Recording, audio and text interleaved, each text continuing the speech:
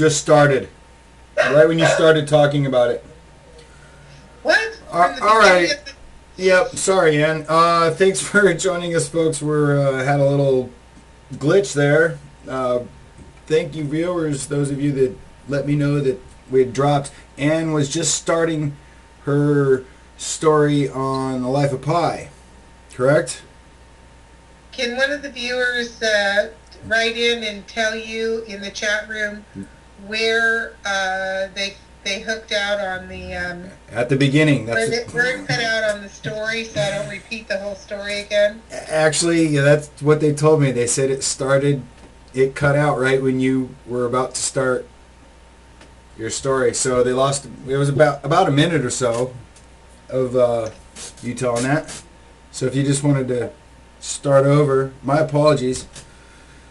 Okay, are we ready? Technical difficulties are okay? Technical difficulties have been cleared up. You're okay. Good to go. So I was talking about the life of Pi and how at the end of the movie, and I'll be right back. Thank you. I think it made a political statement, and that I thought that it was very relevant for what happens in government. And basically, the life of Pi, for those who have not seen the movie, is there's a family in India that owns a zoo, and they sell the zoo, but the animals they get to keep, and they decide to go to another country and take a ship. And so they pack up all the animals in their family, and Pi is one of the children. He's a young boy, he's 12 or 15 or something. And they go on this voyage, and there's this huge storm that takes the ship down, and there's only a handful of survivors, the captain, Pi, his mother, and 2 other people, and they're on a lifeboat, and the captain is just a complete jerk, and he ends up murdering a couple of the people on the lifeboat, and he and Pi get into a fight where his mother gets killed. Oh, wait a minute, when the hell? I just screwed this whole story up. I missed telling you I told the story wrong. This is what happens when you have technical difficulties. I'm sorry, listeners. I got to back the tape up here. The story is of Pi. Never mind. This is not a subject that we can talk about because I just screwed it up completely. Now I don't even know how to fix what I just said. Hello? I'm back. Sorry, I'm back. I had to get second serving before it was all gone. You know what? This is the most. This is. But you know what? I have the video on in the other room, being, like, and I can hear you out there too. No, but I screwed up the whole fucking story. Oh, what'd you do that for? Because of your technical difficulties. Oh no, that actually it wasn't mine. It was a glitch from the server. Well, do you want me to start the story over again? Blame it on Ustream. No, I think you should do the moral of the story. The moral of the story is don't do Ustream because you get too many technical difficulties. Yeah, well, Ustream, I do want to thank them because they have given me commercial free since I started streaming back in the days of Occupy, thanks to my good friend Punk Boy NSF. And I still have a commercial free stream. As a matter of fact, I also have a commercial free YouTube station because I'm not trying to make money. Anyway, right. Where did Braun go? Is he still here? Yes. I don't know, he had to go do something. Still here. So, Braun, I was just curious, from all your financial studies and stuff, would you estimate that there is a collapse coming soon? Real soon? That's why I was laughing earlier. Because I estimated that I've never tried to really time the collapse. I've just you know, the signs of a collapse have been worse and worse for a long time, and the only way that this whole thing has gotten extended, you know, between the debt crisis and everything else, is that they've come up with these ridiculous measures to buy time, but they pitch it as a bailout or a, you know, a restructuring, or they pitch it as austerity, and all that's for the cameras. And all it does is people that really understand finance, and I shouldn't even say that, because a lot of people, even on financial news, they get up there and they're fooling themselves. You know, they talk about like the bailout is going, the bailouts or the bond buying and stuff, you know, between the Federal Reserve and the European Central Bank, that they get up there and they think that that's going to fix the debt crisis in Europe. It's not. It's not. Yeah, I mean, it's. I don't have anywhere near the background that you do as far as finances go, but it's real simple. If you look at the way that the Federal Reserve was designed, it was designed to fail. It was designed to fail at approximately 100 years. We are at that 100-year mark.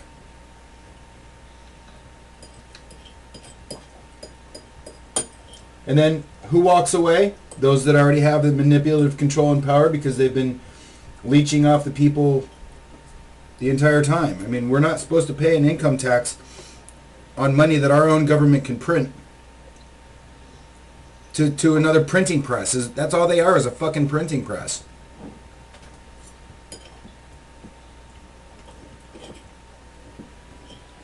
Well, I mean, these are, as much as these are the same issue, right now, it just in the scope of this conversation, it's kind of separate. Mm-hmm.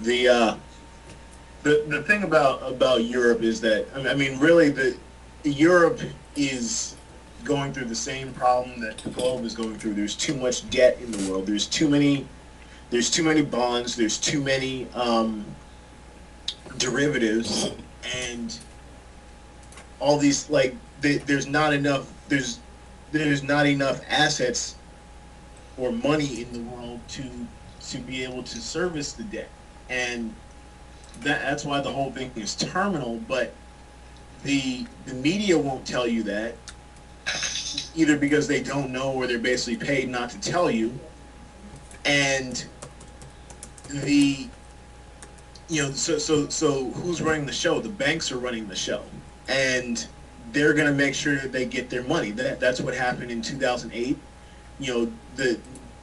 Basically what happened in 2008 is the whole market was going under, and the reason that Cyprus could threaten the world is because once something like this happens, it becomes a domino effect to where loans are getting called in, and basically everyone needs their money, because the way that accounting is done, it's done on a time basis, to be crude, but they mark the loans down as future income, and they don't have all the money that is said that they do. It's all a big delicate balance, and if one bank starts having problems with, it's basically solvency, to where they might have a bunch of assets as far as loans go, but they might not have the cash or the liquidity to stay afloat. But bottom line is that what happened in 2008 was the whole world was going under under this subprime crisis and under derivatives, and the market was that there were 20 things happening at once that are serious problems individually, and when it all started to stack up, the banks got themselves out from underneath it, through a combination of trading and the government assistance, and when Lehman Brothers failed, what happened was J.P. Morgan, especially, it's just come out recently, 5 years later, J.P. Morgan basically threw Lehman Brothers under the bus by, they basically kind of sabotaged their operations by executing a large margin call. That's where the evidence is pointing, and it's kind of one of these things that basically J.P. Morgan saw that either way these banks were going under, or there was going to be a serious problem with loans going forward. J.P. Morgan's one of the owners of the Federal Reserve. He's one of the financial brains that helped design it to fail on purpose so that he could get out at the right time. Yeah, I mean, J.P. Morgan as the bank, and really Jamie Dimon, the CEO is the mastermind. He's an excellent poker and chess player. Well, so what happened was he's a numbers guy. It was either one bank was going to fail or they were all going to fail, and J.P. Morgan made sure that it was somebody else but them, and their actions basically helped Lehman Brothers fall down the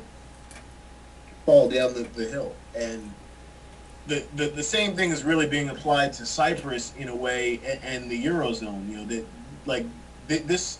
Why this thing is so crazy is that in whatever happens in the markets, deposit money is supposed to be the sacred cow.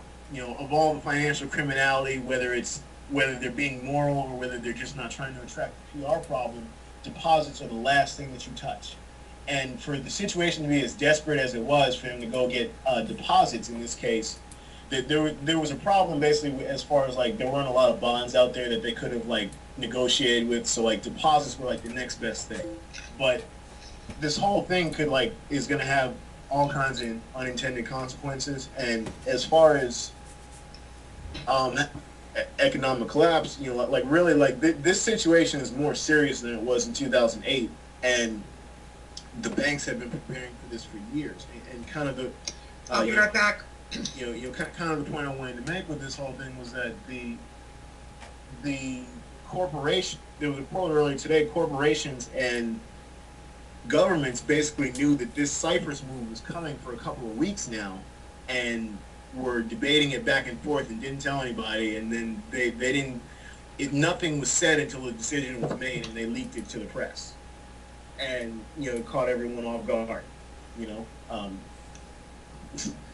So the moral of the story is that they're going to screw the little people any way that they can. And just in that sense, I mean, like I said, that little bailout package, or really they're calling it a bail-in instead of a bail-out, because of the nature of the finances, right, and the way that this transfer was done. But that is so unprecedented. It's so like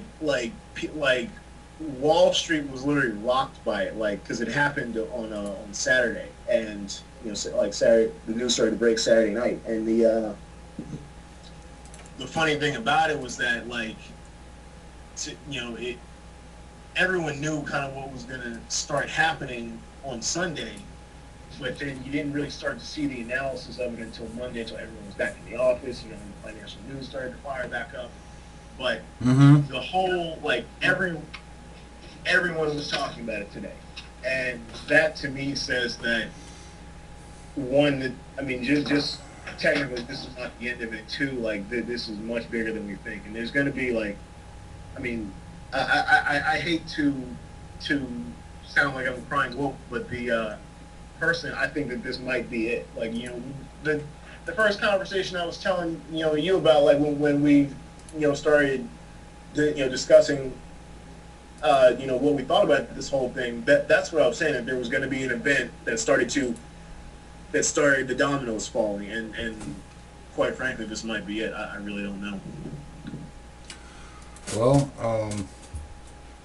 I know that some people out there are just praying and waiting for it to happen, and then there's. Really, I'm sick of waiting. So yeah, I'm kind of. Well, I was talking to somebody. They said that we live in the most interesting time in history. People have been waiting for this for thousands of years to see this, and here we are. We've made it past that 2012 point, and we're in the age of information, or the lack of information, and we could make the changes necessary to survive on this planet and coexist in peace and harmony, or we can continue going down the road we're going and destroying everything in our path and ourselves with it.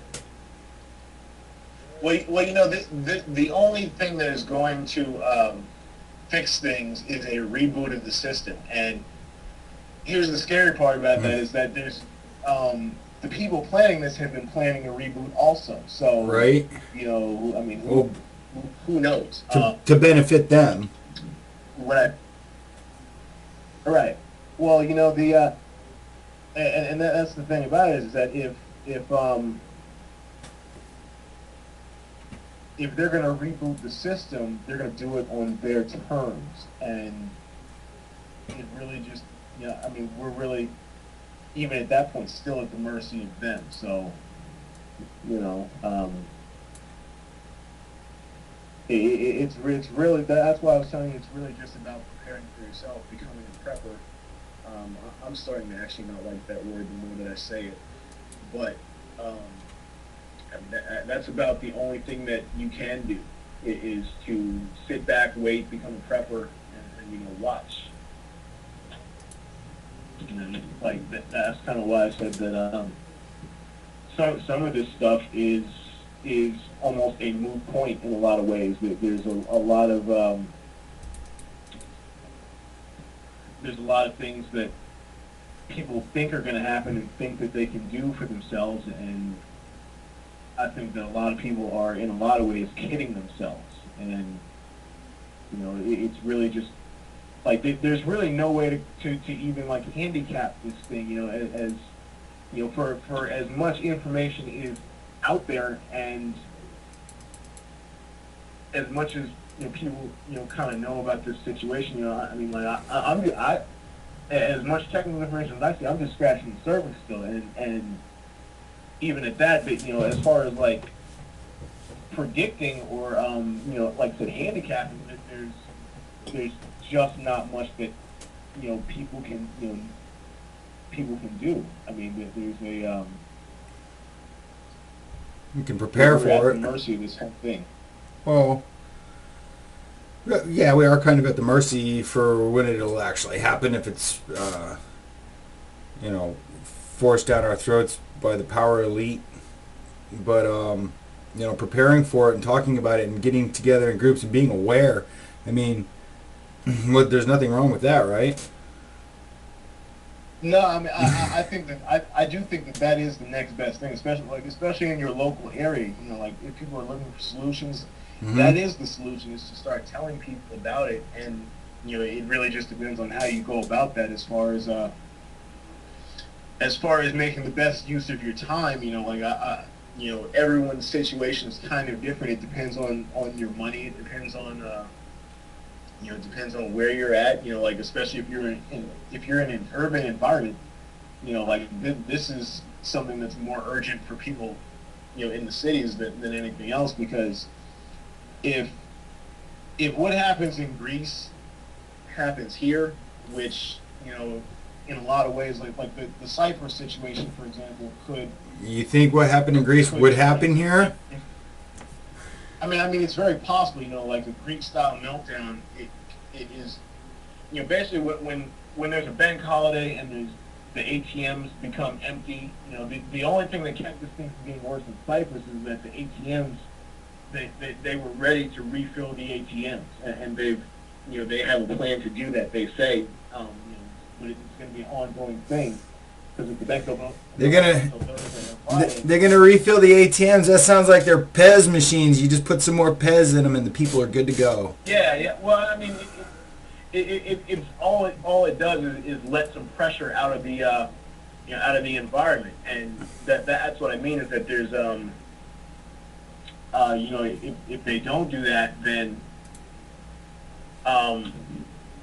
it's really gonna like heat up faster than that, and it will go to where there's literally open riots in the street, and people are like it becomes a lawless area in a lot of ways. Like Greece has suffered like a horrifying collapse, and it's still ongoing, and there's it's moved even off of the front page of the financial news, to where it's like it just doesn't matter. And yeah, I mean, it doesn't matter to the news people, so like there's a well, most of the stuff that we have like that's going on, they're avoiding talking about They'll talk about how many canceled trips to canceled tours in the Washington Monument or stupid shit in the White House. I mean, Right. who cares? Who cares who won last year's Dancing with the Stars and Like I said, it's information. what's that? The information? It just, Yeah. so like I said, it's just an information war, and it depends. We got to get more people participating at least, like on the same, on the accurate information feed. Well, I mean, I've thought about it. It really comes down to, like as much as this is a global thing, it really comes down to individuals and independents and the local area.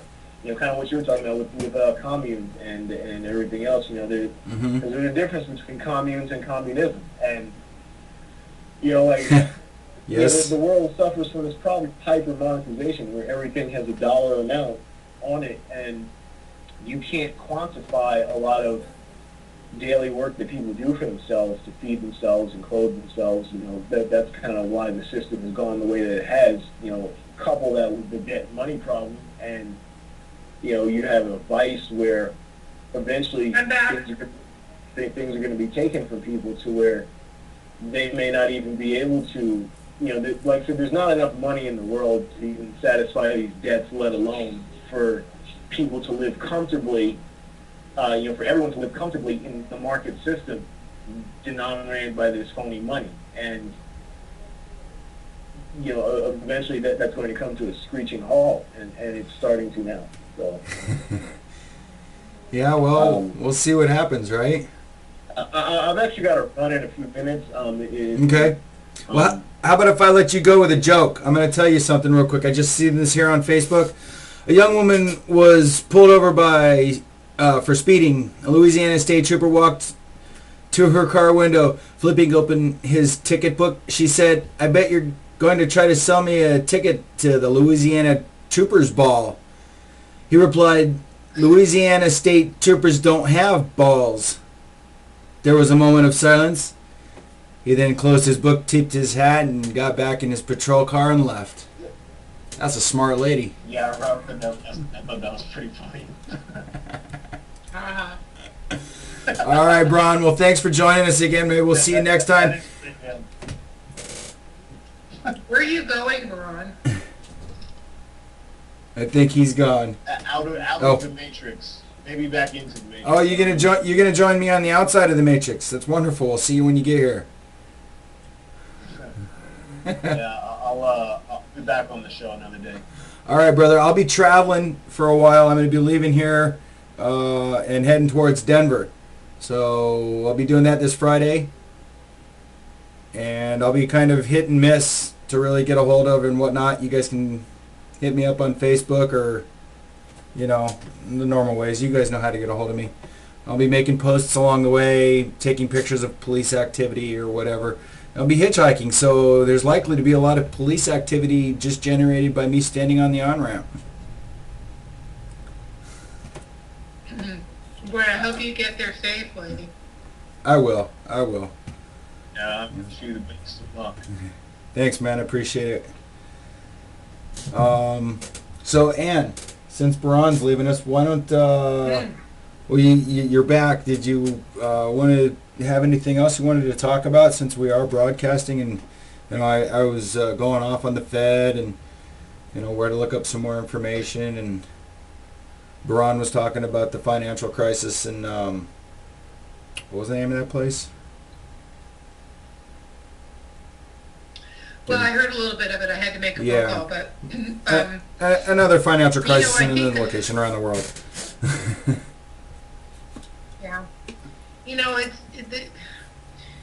we've had a good show just in general, and I think that we've come to the same conclusion that really we need to keep pounding the message until enough people hear it that they're going to get up and move and make change, because we just can't keep going on. And apparently historically what happens is that there's that flashpoint, and then people will rise up. Well, yeah. So if that's the way it has to be, I would like it to be much more organized than that. And, Well, I'd like to choose to be involved instead of you know, being pushed to be involved. Iceland did it. If Iceland can do it, why can't we do it?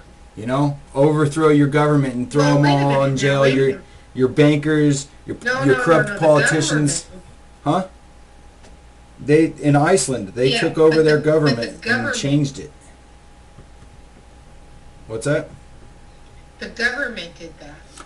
The government did that. Well, the people did that. They made their government The do that, and people they did it, but they had the opportunity to government. forge right. for ourselves Yes, and but for the future government generations. went along with it. A We new don't have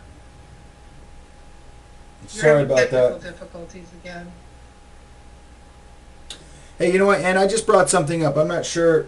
I don't know why this came up on my YouTube that I was watching, but it's got that peckerhead George Bush Sr. on here, and it started talking. I was looking up 9/11 stuff, and this is 10 years before 9/11/01. Watch to the end, and this is a little 2-minute and 22-minute segment clip. I'm going to go ahead and watch this with the viewers. world order. Check it out. Listen A in. world where the rule of law, not the law of the jungle, governs the conduct of nations. When we are successful, and we will be, we have a real chance at this new world order, an order in which a credible United Nations can use its peacekeeping role to fulfill the promise and vision of the UN's founders. What is at stake is more than one small country. It is a big idea, a new world order. New World Order.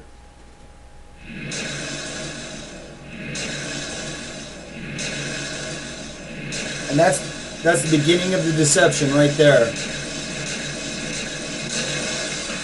You can go back and watch the videos. They've been edited. They've been manipulated. It looks like one of those scenes of an old building being purposely dynamited and blown up. A new world order where diverse nations are drawn together in common cause to achieve the universal aspirations of mankind: peace and security, freedom, and the rule of law. Watched a building being demolished on purpose knows that if you're going to do this, you have to get at the under-infrastructure of the building and bring it down. And the rule of law. Out of these troubled times, our fifth objective, a new world order, can emerge. Now we can see a new world coming into view.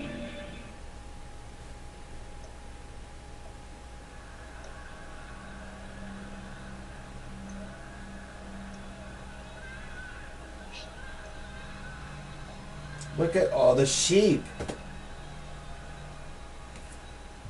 That man is a terrorist. That's a terrorist.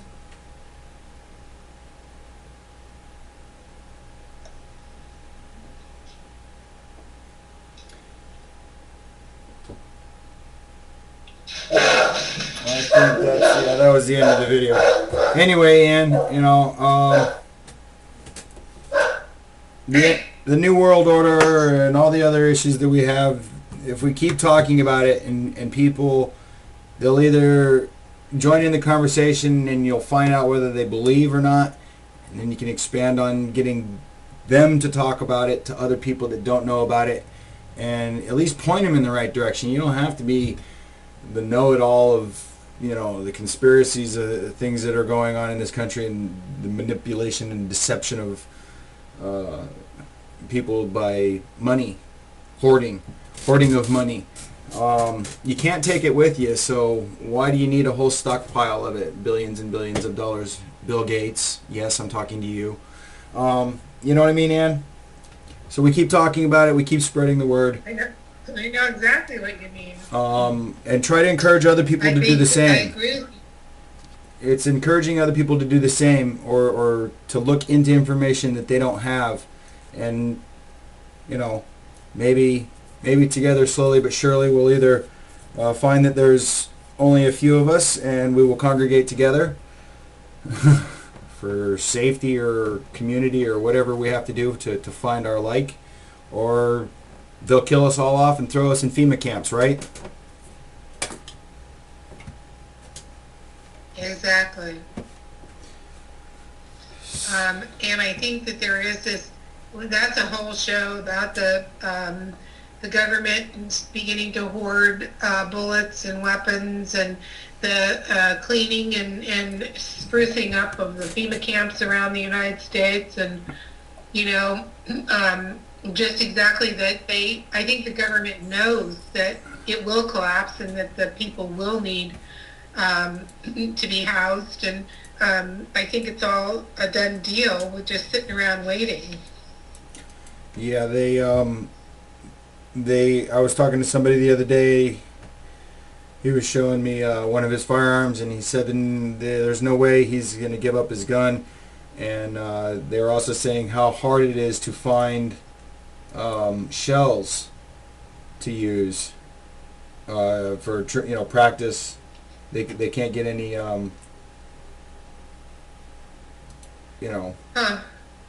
no brass, no bullets.